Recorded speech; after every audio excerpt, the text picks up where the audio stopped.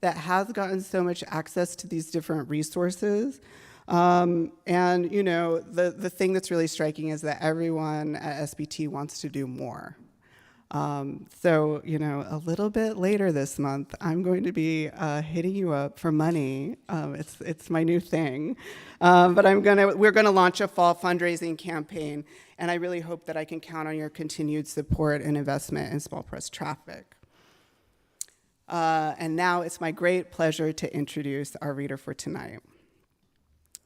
Renee Gladman is the author of over 15 books, an expansive catalog traversing prose, poetry, and the essay.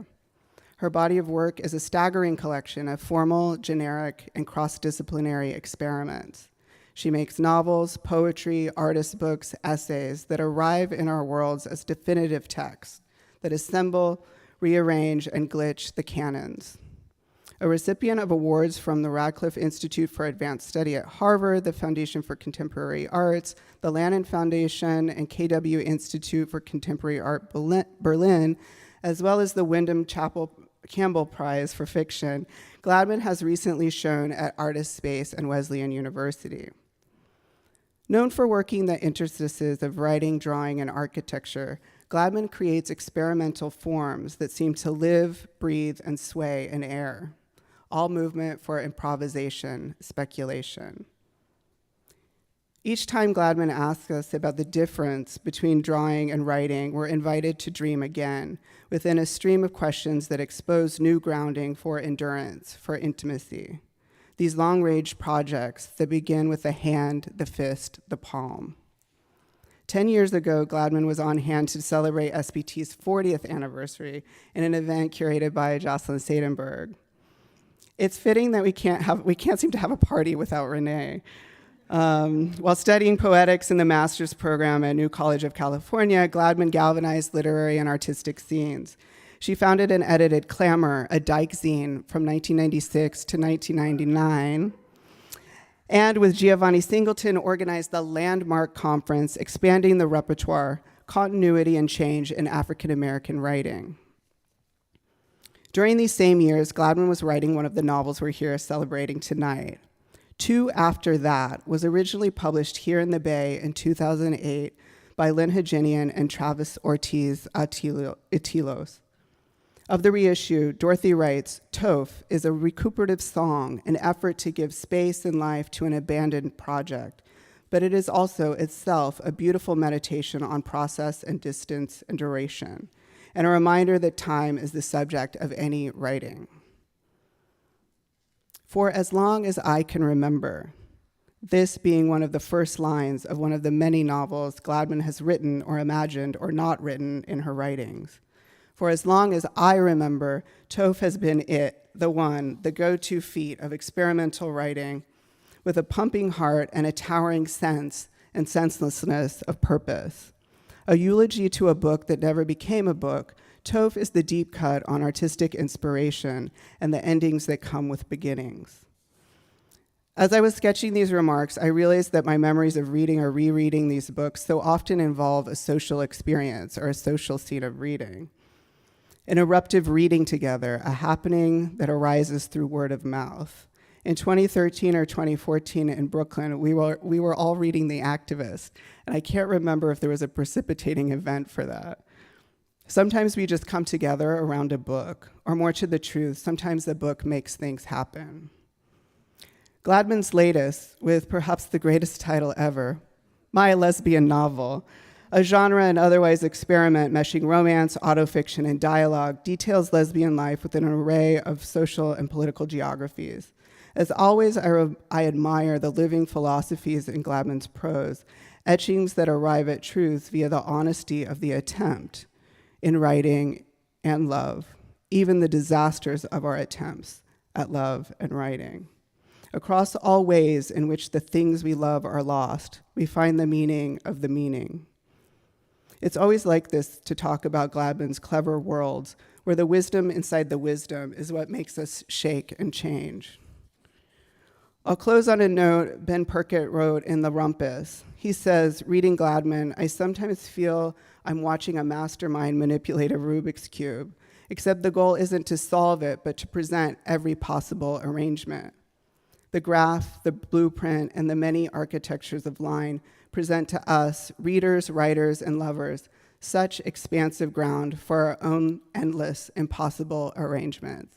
Please join me in welcoming Renee Gladman.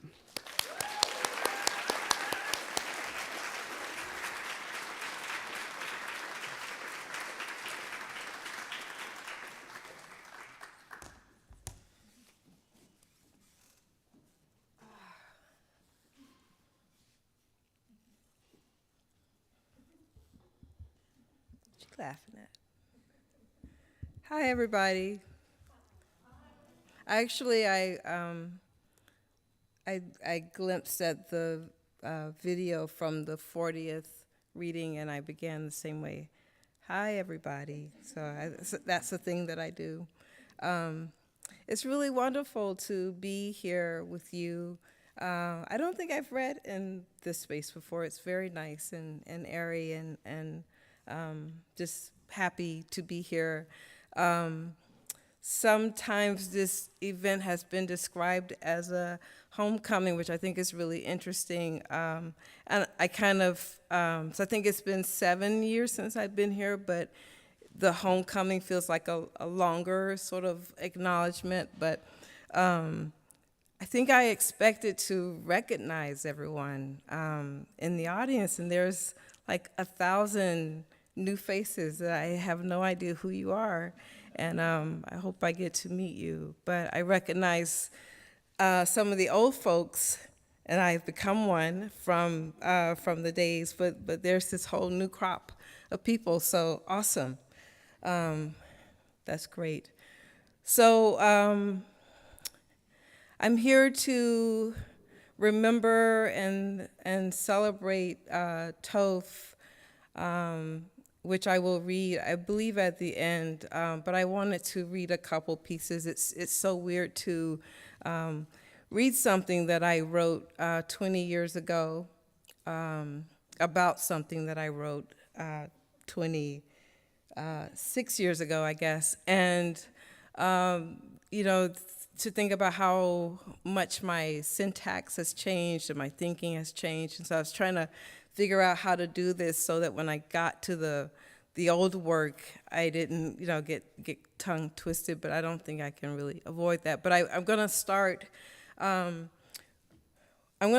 a piece that I wrote a few years ago, and I do a lot of, I write about writing. It's like one of the most exciting things for me, and I think because there's always a discrepancy between what I want to write and what I end up writing, and I just think that space in between is always fascinating.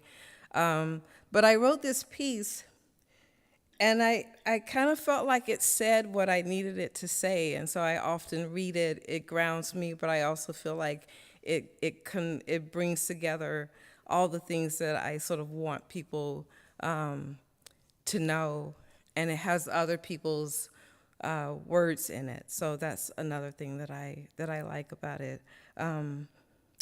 Max, I don't think I thanked you for that introduction. Thank you so much. It was brilliant.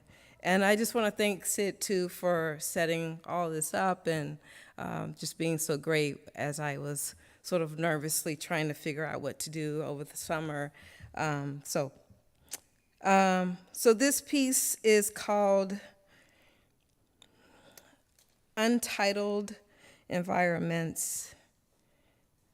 It has quotes from some poets, some that you know, but also some visual artists that I hope you know, and I will probably do something like this when I'm quoting from them. Can people hear me in the back? We're good? Okay, sorry, I should drink this. And somehow we're on Zoom too. It's just weird. Okay, Untitled Environments.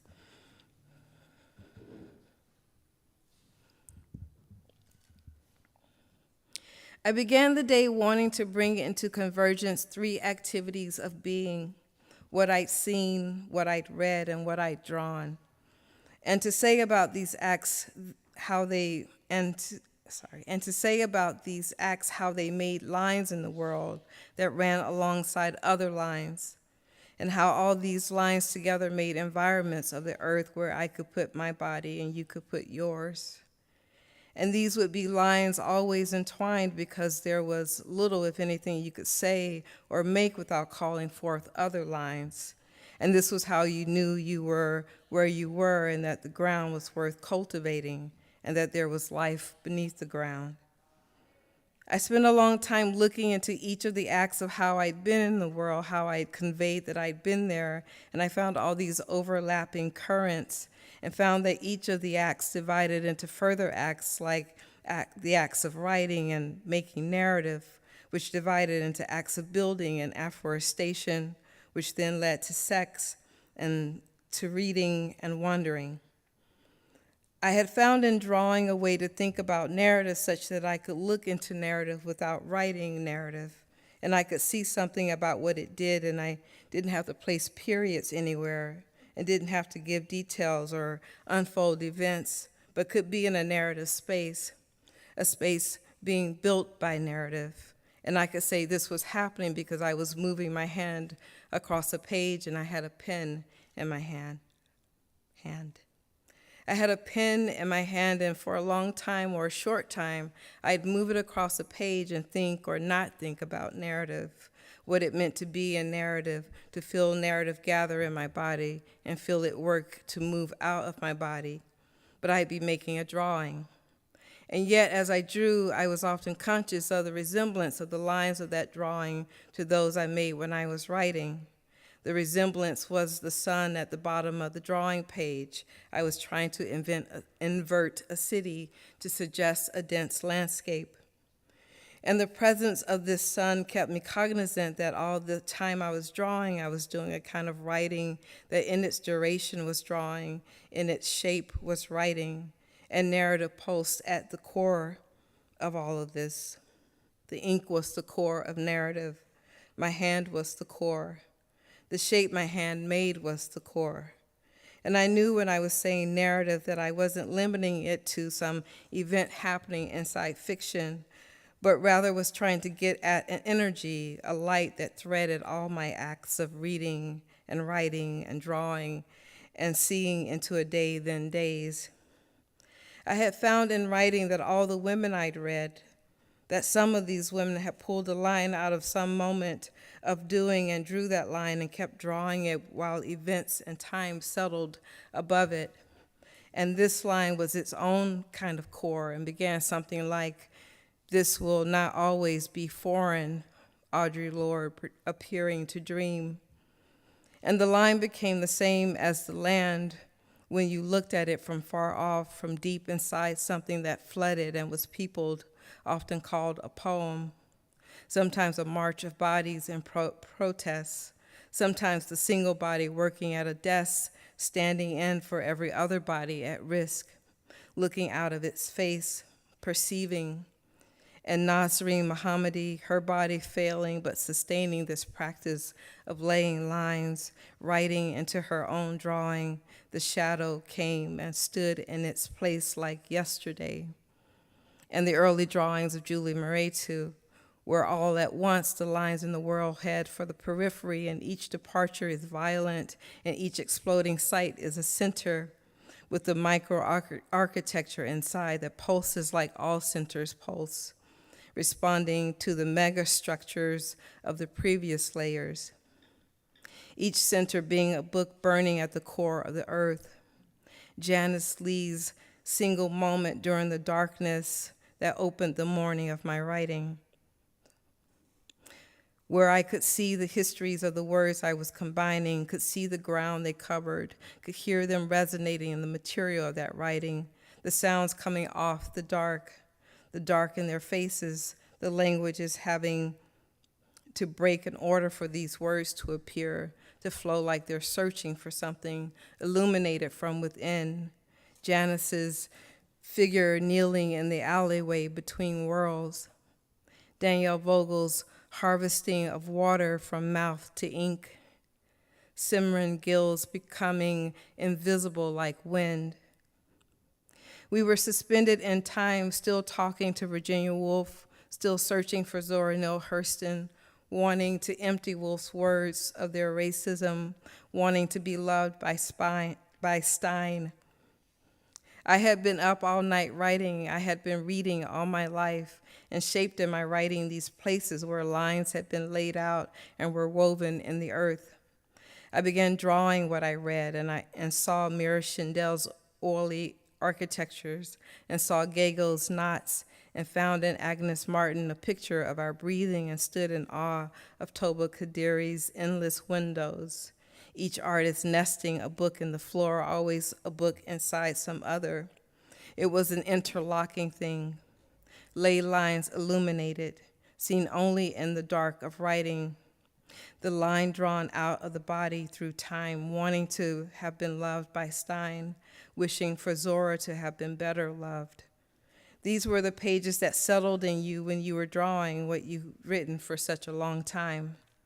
I had found in drawing that I was writing something I'd been reading, Meme Bersenbrugge's awareness of the horizon, the breath in the mesa.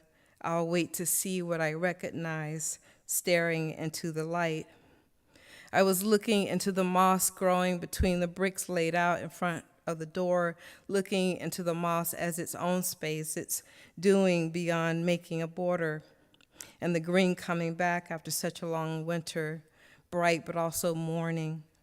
The sun bearing down on it, the clouds blocking the sun, the human eyes glaring, and found within spaces that bordered some infinite writing about process and thought, some unending burrowing, some endless death and reach, some constant holding in place. Kristen Prevelle's The Poem is a state both of mind and landscape, and our books burrowing inside our drawings, the lines holding the brick unyielding. I had found in my looking at the land that I was also looking at water, and behind me were living architectures in which I wrote and drew, and where I read about other people's writing and drawing, their mercurial habitations. Natalie Sarraud's dark clusters between the dead house fronts, motionless little knots giving rise to occasional eddies, slight cloggings. Eileen Miles is standing with several hundred people, their identities changing slightly, then utterly in the course of the night. Mary Shebis's days go by when I do nothing but underline the damp edge of myself. And these were all moments of being that became houses or the stories of houses, and this was something pooling beneath the earth, altering its body, inverting surfaces. You did your farming in your sleep. You unwrote the clothes you wore. And I had found in reading a way to draw lines from earth and make an outline around my sitting at this table or walking the streets of any place, any large or small city, any countryside, any emptied, forgotten place, any place transitioning, taking on multiple identities, blaring them at once, and this was all architecture, all the reading I had done. Lynn Hejinian's The Open Mouths of People, her weather and air drawn to us, to say landscape is a moment in time. I'd found in my walking the expanse of several places through which I stopped repeatedly. I stopped in time and without time. I stood at the threshold of doors, at the throat of caves. I pulled windows from collapsed walls and grabbed a book to hold up the city, the barn, the balcony, and this was reading. I had already written toward Edie Fake's architectures. I had counted the Ruth Asawa sculptures hanging above me and quoted Monica Grismala 3 times. Ava Hess's catalog raisonne of drawings, where was it? Lee Bonteque, Zarina.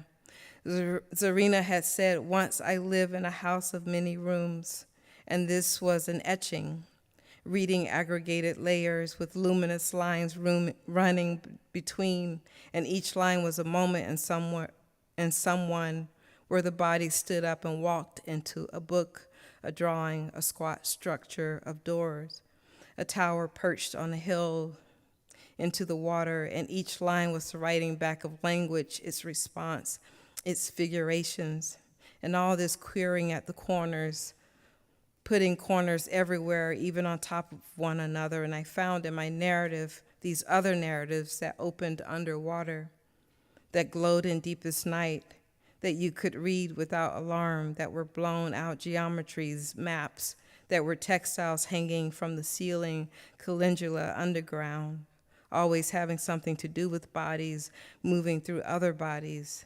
Danielle's The Book Spilled of Something Takes Something.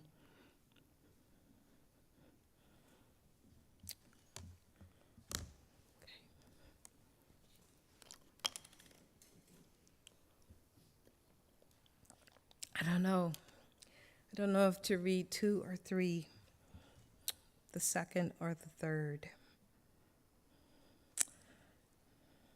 The second or the third.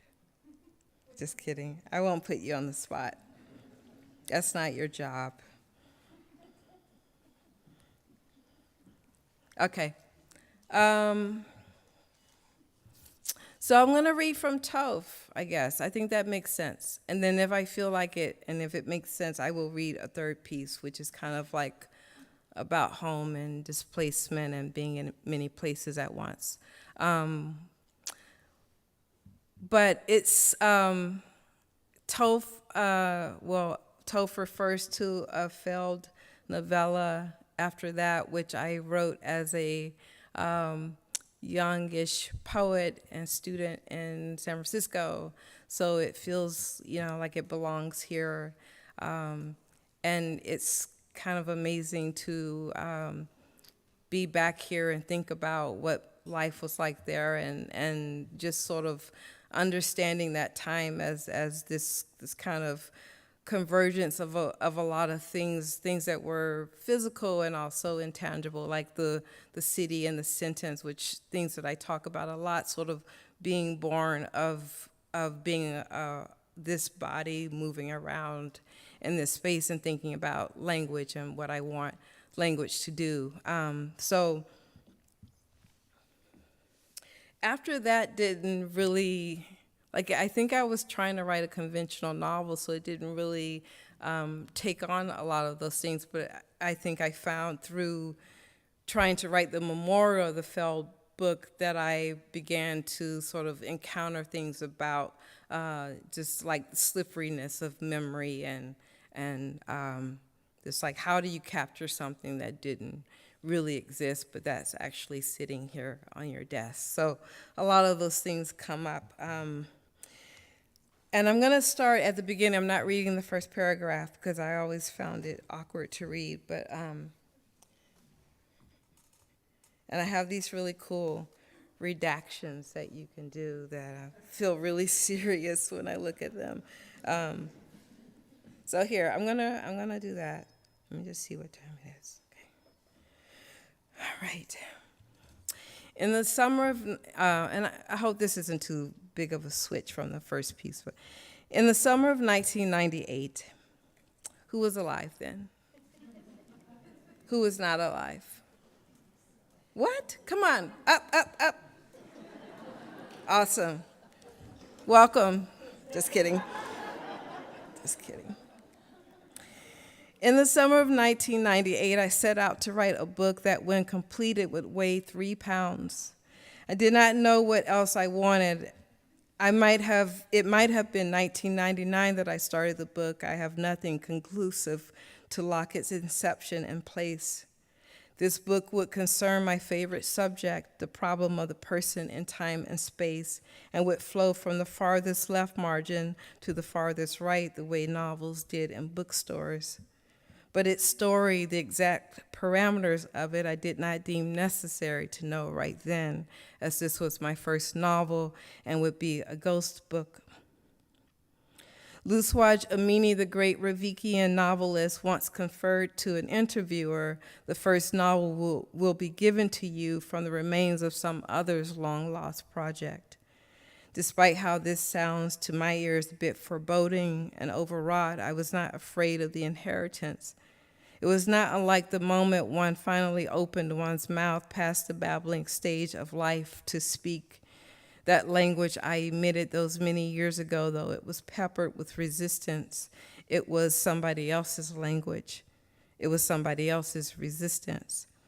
So I addressed the blank pages of my journal, place where I was to write the first draft of the book, as one would the top half of the receiver to a telephone, if you remember those. That is, I put my ear to the left side of the journal and transcribed on the right. I began the book for as long as I can remember and wrote steadily for an hour. Something odd was happening to my life, which nearly distracted me from my purpose. It seemed that the time elapsing inside the narrative I was writing did not match that which elapsed outside in that place where I sat. And though this did not affect me physically, it made me extremely conscious of everything falling away into folds.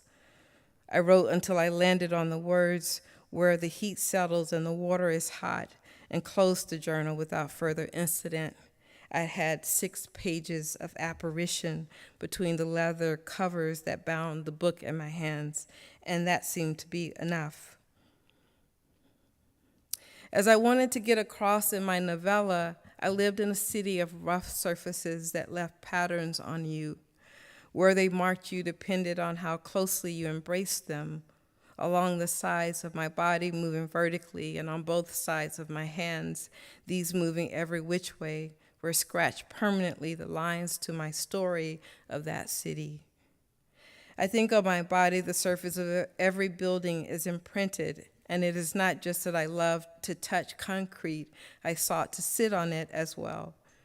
It was my custom to nest on cemented squares and patches of sun on the avenues of downtown. Well, now I remember that at the very least my book would be about concrete. The fact of having written 6 pages previous to now sitting at a table over coffee made everything I thought subsequently glimmer. Everything I thought seemed to belong in the book. I wrote furiously on napkins, no choice without my journal, which I had left at home. I could have asked someone for paper, but I didn't want to go through society to get to my work. Plus, I liked the picture Black girl scrawling desperately on napkin upon napkin, what that must have looked like, what a long Black girl might be thinking. I was deeply silent those minutes. It was more than that I did not talk to anyone or that I held myself other than my hand and arm still. It was that I did not breathe, my blood did not flow. I wanted to connect the 6 pages to these 8 or 10 napkins, and it seemed the only way for that to happen was to diminish as a person, to be lifeless for that moment. In those minutes, I begged the napkins to relate themselves to the gestures I had already made. It had happened before that something I thought was a continuance to a piece of writing I left at home was, when I brought the two together, another thing entirely. I stopped writing after napkin 19 and left that cafe. I had never walked the city with so much ephemera on hand. I mean, napkins are ephemera no matter what is written on them. I walked along South Street, and I have this moment too when I come back to this book, like, why did I make up South Street? I mean, it was like, did that save it somehow from being autobiography? Because, I don't know, I did that a couple of times, so South Street. I walked along South Street, with I imagine an odd expression on my face, probably smiling, probably snapping my fingers. When later that night I copied the new text into my journal, I was thrilled to find I had amassed 15 pages, 1 page short of my previous novel attempts, and these pages I knew were only the beginning. The impulse to write woke me the next day, but how could I slow this down? I knew the experience had to be different. To write something completely unlike anything I had written before, I would have to alter my process. I could not pour into the page as was my instinct. However, controlling myself proved to be impossible. At the end of that first hour of writing, I had invented a whole world. There was a film, a day of tasks, and a cell phone. For years since, I have tried to put a name to the mood that descends upon me after such repeated bursts of writing. Excuse me. It is exhilarating to be drenched in this way, but at the same time frustrating, not unlike excessive masturbation, where instead of becoming more relaxed the more you come, you find yourself weary and hungrier. I was disappointed that I could not write as a novelist with plans and foresight, and I wrote impulsively like a poet. I wrote with obsession bent over my journal, coming and chastising myself for coming.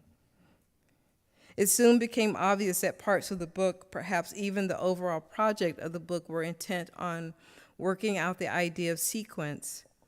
It appeared that the notion of events moving along a system of succession, one like time, although there are other such systems, was a natural preoccupation for a student living in an urban location. That is not how I thought of myself then, but seems all right to say now, today.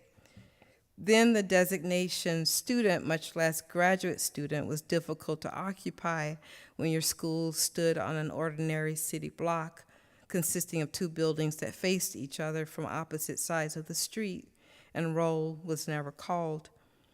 I had been a student from 1989 to 1993, a college student. Now I was a poet, but I was an extremely outdoor poet with a lot of things to do. I lived with my dog Eva.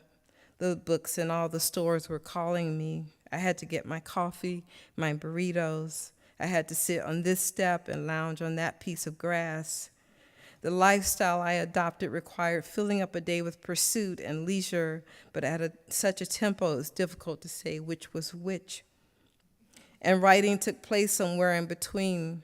Writing was about returning home half the person and looking into the space of language for a refill, but not just to put back what the outside had taken, also to add some new information, to graft that day's terrain onto the previously accumulated so as to make a great big map. In those days, it did seem possible to incorporate life.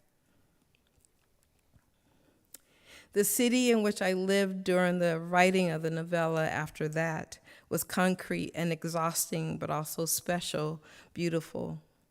On many of the streets, I did not know the language. The corner stores seemed bursting with fruit. In fact, they were bursting, spilling out onto sidewalks, protected from the sun by tarps. Their labels bore prices but rarely names.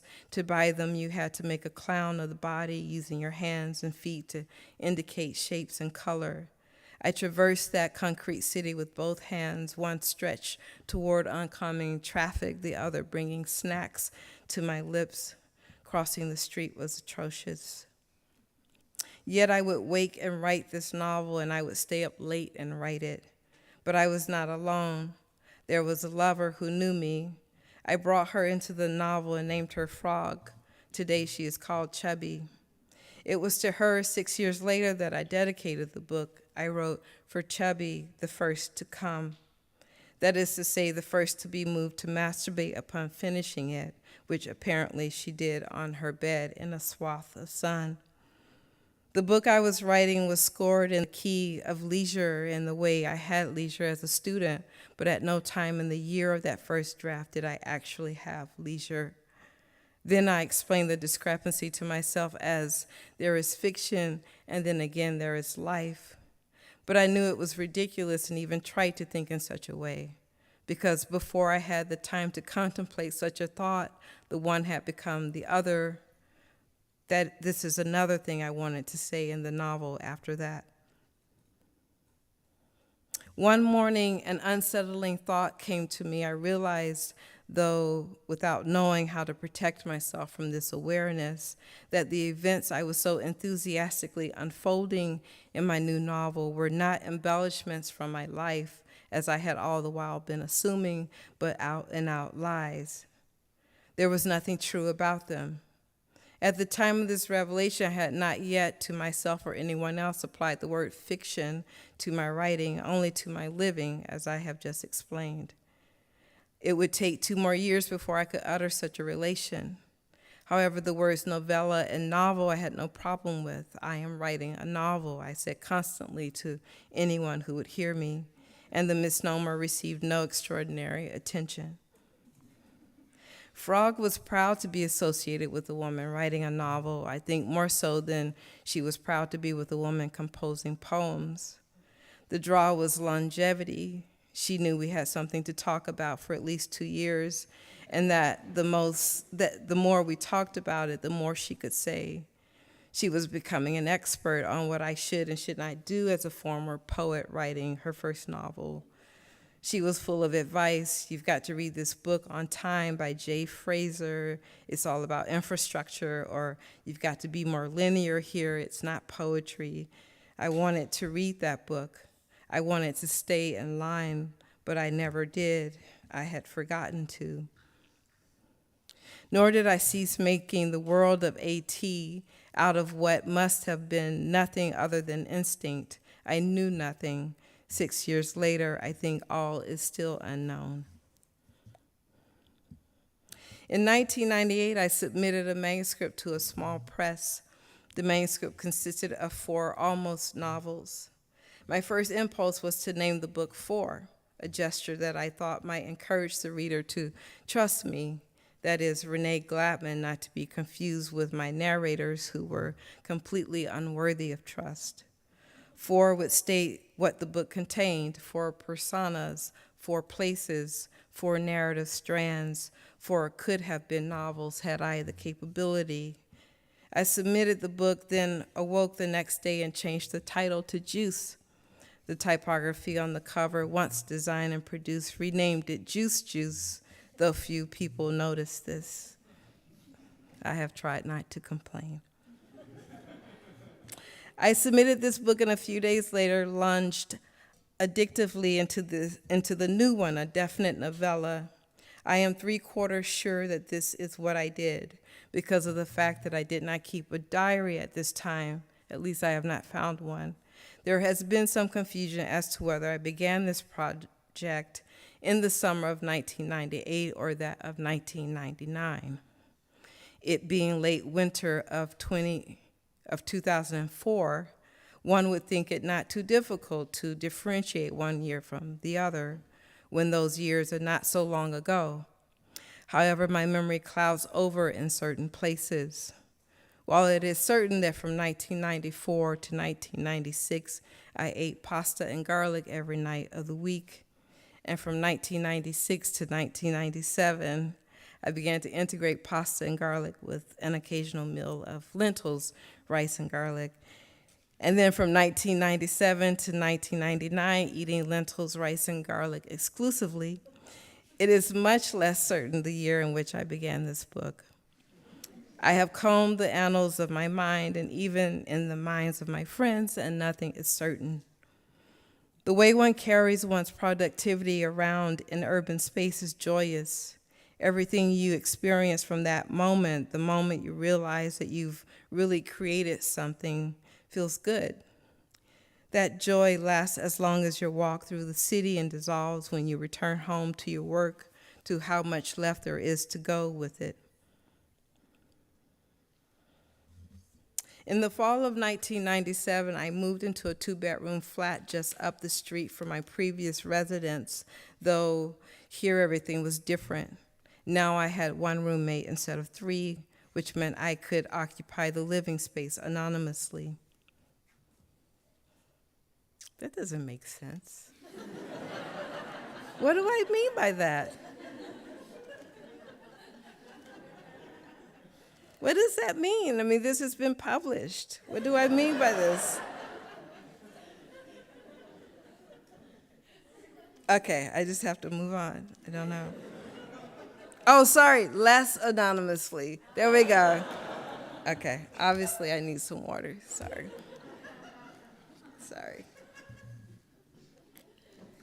It didn't make any sense, but now it does. Okay. maybe I'll just skip ahead because I feel like we're getting hot and tired, right? There's this one part that I always like. It begins, "Excuse me. I am sorry and amazed that it has taken me so many pages and years to set this in concrete. In my defense, I have never been good at math.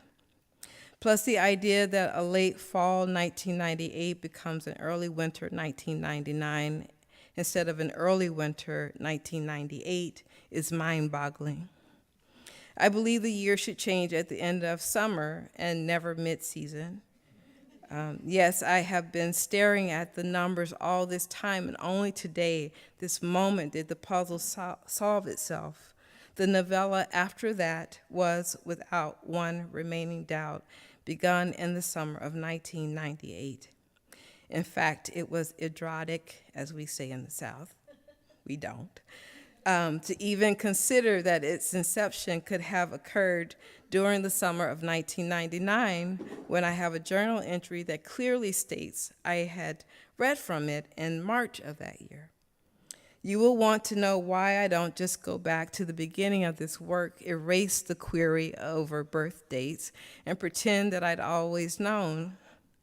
Mainly it is for the wash of relief I am bathing in right now that I have to press on. I think the relief more attractive than the perfection. Also, many questions remain and something else. I do not know if you have noticed, but there is no actual novella after that to accompany this report. The novella is not in the world. It is on the table in a manila folder. It is not mine. That is, I do not have it in that important way one wants to have one's work, nor do you have it. There have been 3 distinct drafts of the novella. I have thus far told you about the first. It was during the writing of the second draft of After That I stopped referring to it as AT and began somewhat curiously to call it AF. I have yet to find a note in my journal that comments on the change. The majority of the second draft was written in a flat in a city connected to my former one by a bridge, such that it was, in effect, the same city. That is, I continued to work in the former city, commuting by train from my new home, and continued to socialize there. No, it wasn't so much that these 2 places were the same city as it was that they had become an area. Other people sharing my predicament thought in this way as well. Word had spread, and even those who lived exclusively in one or the other thought themselves in the area too. It does not matter how you live, I sometimes want to apply to the situation. It sometimes does not matter what you do in actual space. You just go on writing. I found that we exist in language and we exist on the city street, and that it is possible to believe you are doing one without knowing you are doing the other. When I say we exist, I mean to be making a statement about urban living, how it goes on without one's participation, how it insinuates itself in one's sentences. While I have been long aware that I was city living, I had not yet grasped that I was city writing too. Again, I must interrupt the flow of this report to discuss a problem. I have been thinking, where does the first draft of a work end and the second draft begin? And if that separation is accessible, which would seem only fair, is it possible to continue this distinguishing into further drafts? Sometimes it is the case that changes to a text are not extreme enough to transform that current version into a newer one. So does one actually count these minor fixings as draft making? These questions stand in for the 3 months that have passed since I contributed anything to this report. It has been another archival dilemma. Instead of worrying over the drafts themselves, perhaps I should focus my attention on the gaps between these intensive periods of writing. It is probably these moments that could explain what is ultimately a failure to actually produce said novella. However, while I find the fact of this failure huge and interesting, I should not let it distract me from my greater intention, the unfurling of the book. I began the novella after that in July of 1998. I wrote prolifically for 8 or 9 months. I even finished it. Chubby and I were still lovers. She was the first to read that draft and was kind enough to come as a response to it. The second draft was written between late fall of 2000 and early spring of 2001, while I was a resident of the city adjacent to my former one. The interval of late spring 1999 to early fall 2000 is not like the interval of late spring 2001 to late spring 2003. In the former, I was celebrating what I believe to be the end of this particular era of writing, having finally trumped my previous 8 novel attempts. While in the latter, I seem to have removed AF from my mind entirely, as if I had to decide that it would be one of the 2 endeavors in my life that I did not complete. Many years later, it became the one. I had given up on it, presumably for newer complexes of sentences. I feel like I'm going to stop there. Is that good? Thank you all for your attention.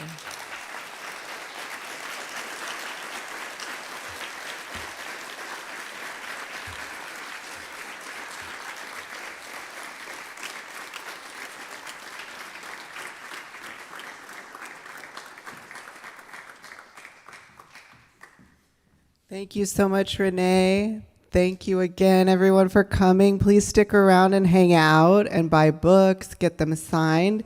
Our next event is on November 16th. We're going to celebrate the feminist experimental publication, However and How To, with Susan Gewirtz, Judith Goldman, and Bianca Messenger.